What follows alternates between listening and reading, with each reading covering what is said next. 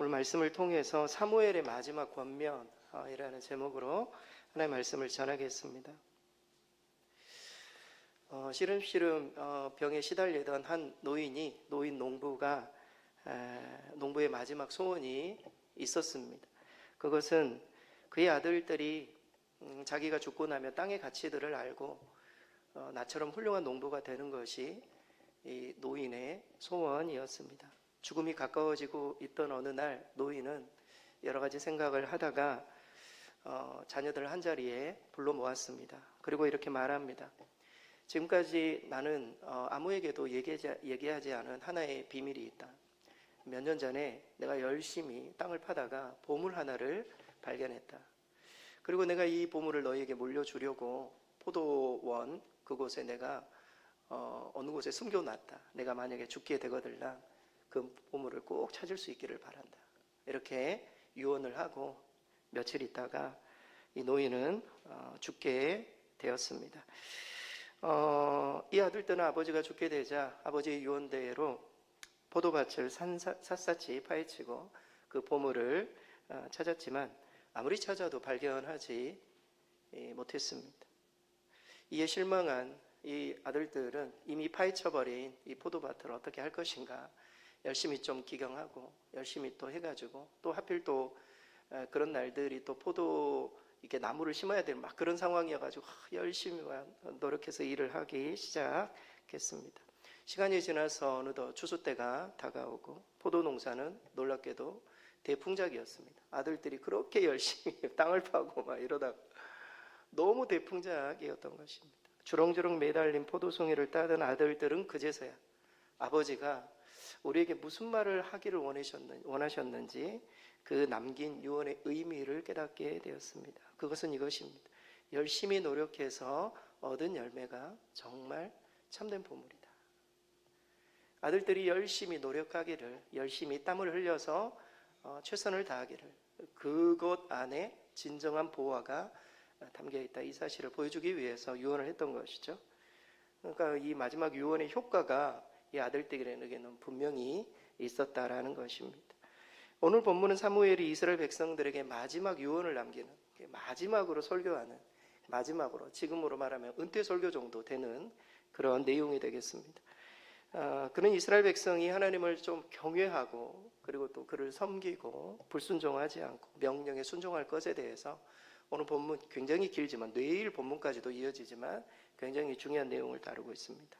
오늘 본문의 제목을 사무엘의 마지막 권면이다 이렇게 달았지만 저는 부제로 이렇게 말하고 싶습니다. 나는 인생의 마지막에 무엇을 남길 것인가? 내가 마지막에 유언으로 남길 말이 있다면, 내가 자녀들에게 마지막으로 좀 해줄 말들이 있다면, 마치 사무엘처럼 마지막으로 이스라엘 백성들에게 해줄 말이 있다면 내가 마지막으로 남길 유언은 무엇일까? 이 부분을 좀 생각해 보시면 좋겠습니다. 사무엘이 마지막으로 남긴 유언의 핵심은 이것입니다. 인간 왕이, 지금 왕을 세우지 않았습니까? 인간 왕이 세워졌어도 역사가 증명하는 이스라엘의 진정한 왕이신 하나님을 잊지 말아야 된다는 겁니다. 여러분, 지금 이스라엘 백성들이 지금 블레셋과의 전쟁, 막 이런 왕이 있는 이방 땅들이 부러워가지고 왕을 세워달라고 해서 주님이 왕을 세워줬단 말이죠. 사울이라는 왕을. 사무엘이 불안한 겁니다. 이 왕을 세웠어도 똑같이 분명히 거역할 것이다.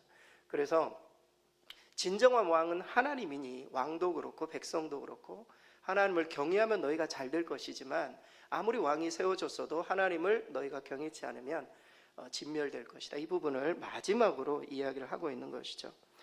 사무엘은 끝까지 이 왕정, 이 왕을 세운 것에 대한 불편함을 이게 죽기 전까지도 계속 그 부분을 드러내고 있습니다. 여러분, 우리가 보통 사무엘을 세 기간으로 나눕니다. 유년기 사무엘. 여러분, 우리가 성경을 통해 알고 있는 사실이죠. 유년기 사무엘은 말씀이 희귀했던 시절에 하나님의 음성을 들었던 사무엘이에요. 어렸을 때 하나님의 음성을 듣는 거 얼마나 큰 축복입니까? 장년기 사무엘, 그때는 굳건한 신앙으로 이스라엘 백성들이 막 이방 신들을 섬겼던 이 하나님 앞에 하나님께 범죄했던 그 이스라엘 백성들을 다독이고 이스라엘을 다스렸던 사사로서의 어떤 일들을 감당했던 이게 장년기 사무엘이죠. 노년기 사무엘, 오늘 본문은 이제 노년기 사무엘이에요. 노년기 사무엘은 하나님이 허락하신 왕정, 이 왕정에 대한 거부감을 끝까지 드러내요. 아니 일단 하나님이 왕을 세웠으면 이제는 받아들이고 어느 정도, 그리고 또 왕과 더불어서 어떻게 나라를 세울 것인가, 이 부분을 좀 이야기를 했으면 좋겠는데 사무엘은 끝까지 이 부분을 이야기를 합니다. 왕 세운 거 잘못된 거다. 계속 이야기를 해요. 죽을 때까지 이야기, 죽을 때까지. 결국에는 사울이 잘못하니까 사울을 폐위시키잖아요. 사무엘이. 그리고 다윗을 세우죠. 그 정도로 이 왕이 하나님을 따르지 거부하는 것. 여러분, 우리도 수많은 왕들이 있어요. 우리가 하나님께 요청해서 우리에게도 왕들이 있다고요.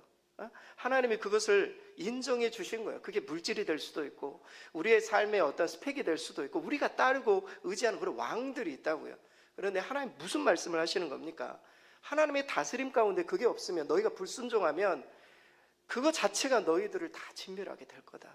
이 부분을 이야기를 하고 있는 겁니다. 아무튼 핵심은 사무엘의 이 마지막 권면을 우리 모두가 살펴보면서 나 또한 마지막 때 어떤 말들을 남길 수 있을 것인가, 우리 자녀들에게 뿐만이 아니라 우리 주변에 있는 사람들에게 우리의 삶을 통해서 이것을 좀 생각해 볼 수 있기를 바랍니다. 오늘 이 사무엘의 마지막 권면은 세 부분으로, 세 가지 통치에 관한 내용으로 좀 요약해 볼 수 있겠습니다. 첫째는 사무엘 자신의 선한 통치예요. 사무엘이 마지막으로 남겼던 말 중에 내가 지금까지 살아오면서 정말 하나님 앞에 청렴했다. 사는 날 동안 하나님과 온 백성 앞에서 내가 부정한 일을 저지르지 않았고 내가 청렴 결백하다. 사무엘은 많은 사람들 앞에서, 하나님과 이스라엘 백성들 앞에서 자신은 신실했고 하나님 앞에 청렴했다. 이 부분을 말하고 있는 것입니다. 여러분, 우리도 이 정도는 이렇게 이야기를 해야 되지 않겠습니까? 오늘 본문의 3절에서 4절 말씀, 좀 길지만 우리 스크린 보고 같이 한번 읽겠습니다. 내가 여기 있나니 여호와 앞과 그의 기름 부음을 받은 자 앞에서 내게 대하여 증언하라.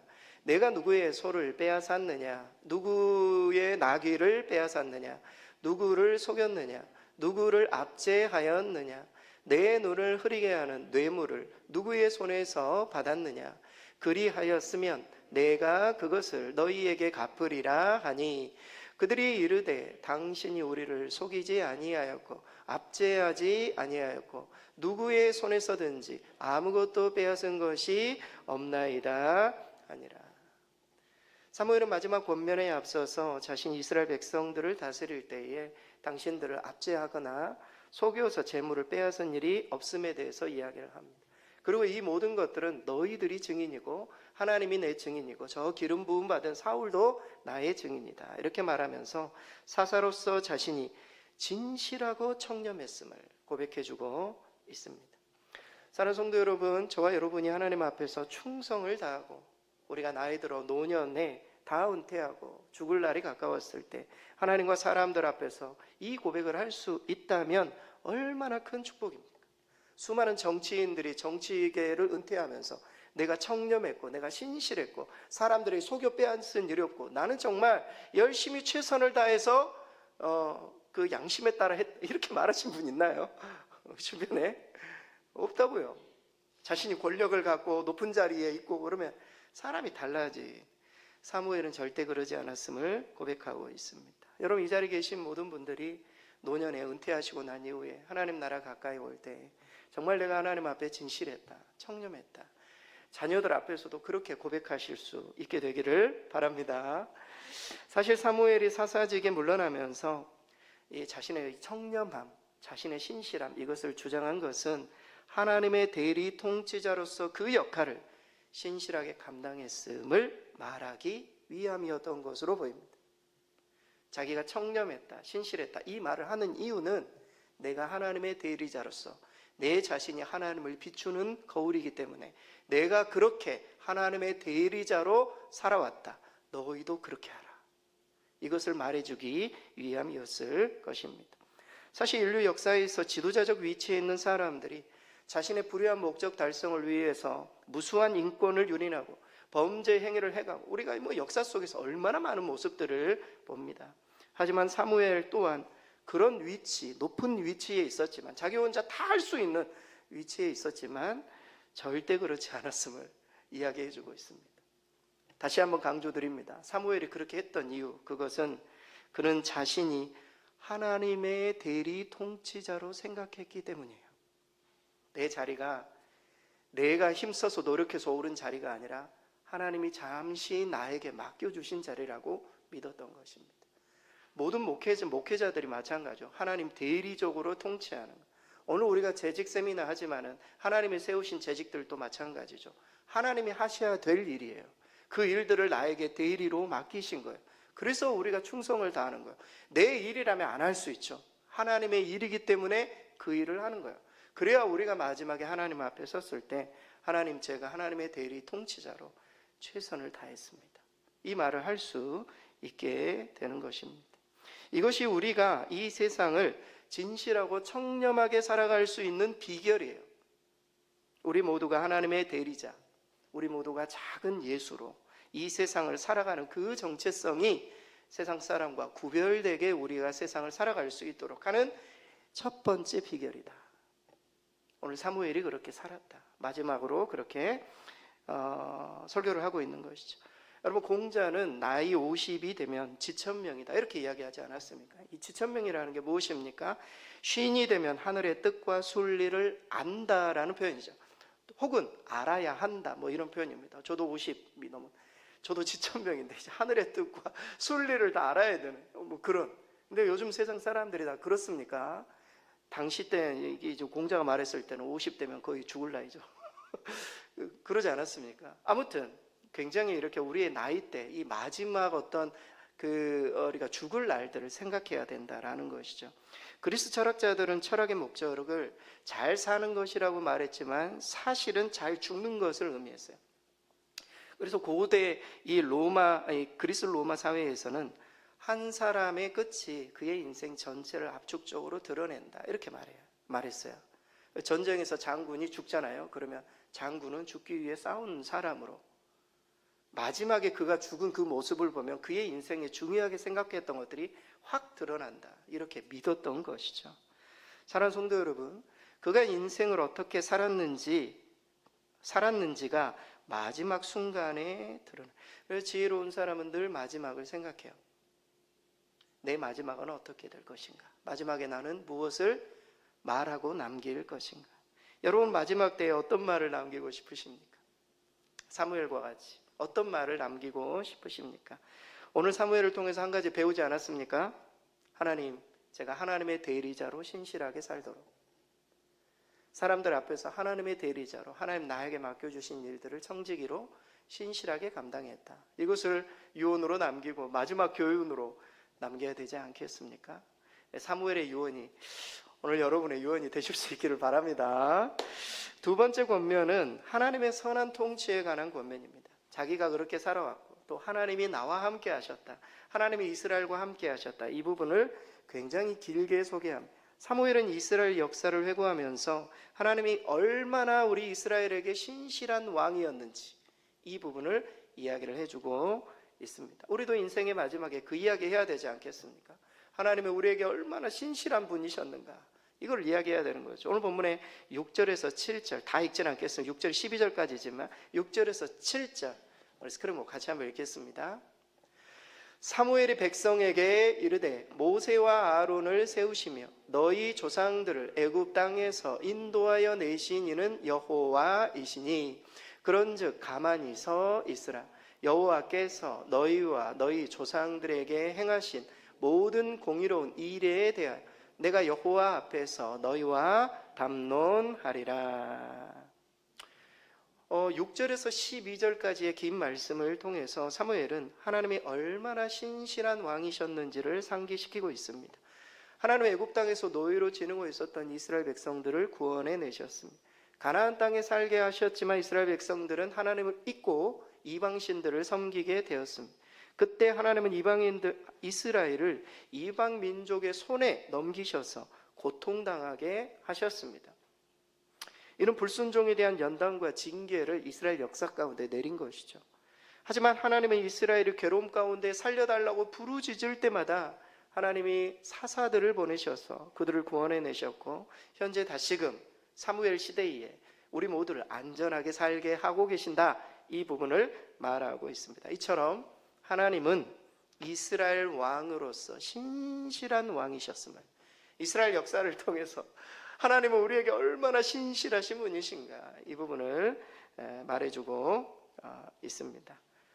여러분, 서양 속담에 이런 이야기가 있습니다. 어리석은 자는 자기 경험을 통해 배우고, 더 정확하게 경험을 통해서만 배우고, 지혜로운 자는 나의 경험을 통해서도 배운다.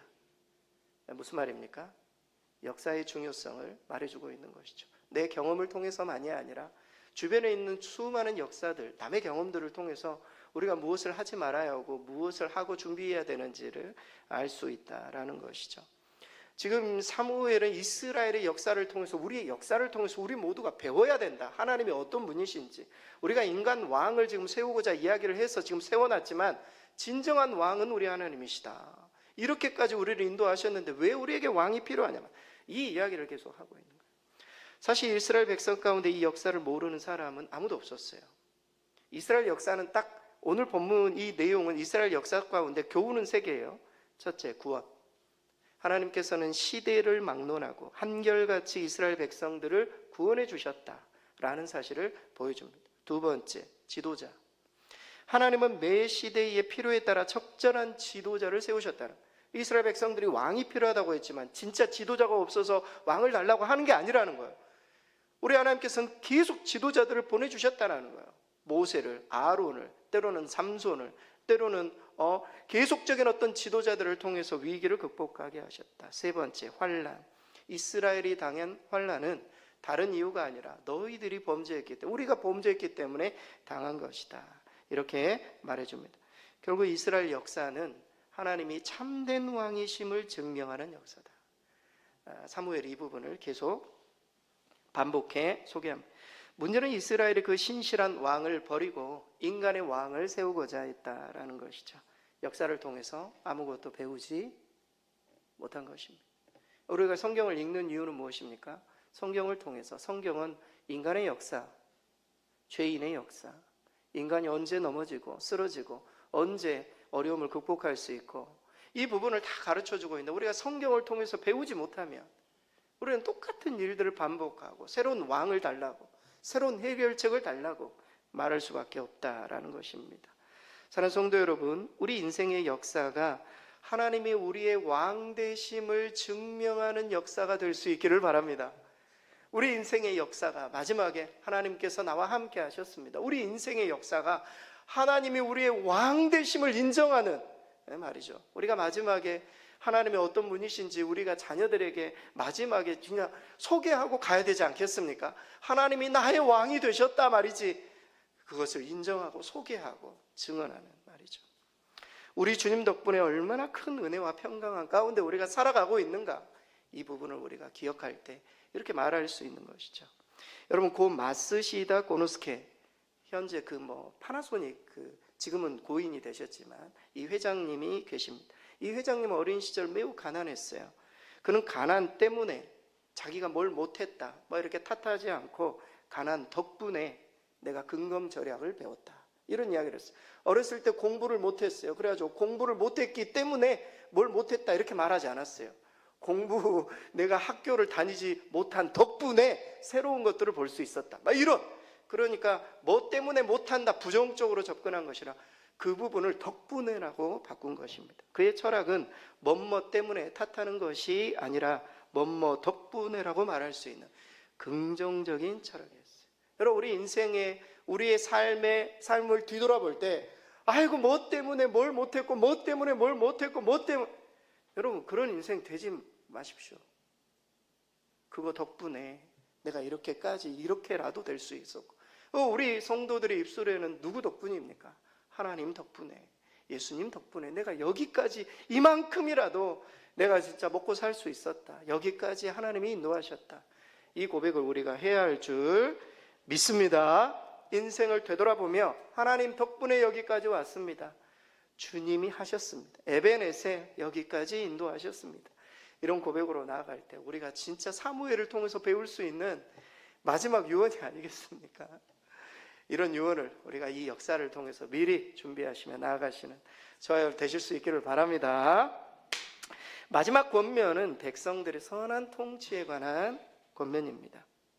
백성들의 선한 통치, 백성들이 요구로 세운 왕, 그리고 그의 백성들이 진정한 왕이신 하나님을 경외하고 순종해서 계속되는 선한 통치를 이어갈 수 있기를, 사무엘이 했던 선한 통치, 하나님이 이루셨던 선한 통치, 이 백성들 또한 왕과 백성이 하나님의 말씀에 순종해서 선한 통치를 이어가기를. 무슨 말이에요? 우리가 자녀들에게 마지막으로 유언을 남길 때, 내가 이렇게 살았어, 너희들이 믿음 안에서 이렇게 살아가기를, 하나님 경외하기를, 하나님 붙들고 순종하기를, 이게 마지막 유언이 되어야 한다라는 것이며, 오늘 본문의 14절에서 15절 말씀을 스크린 보고 마지막으로 함께 읽겠습니다.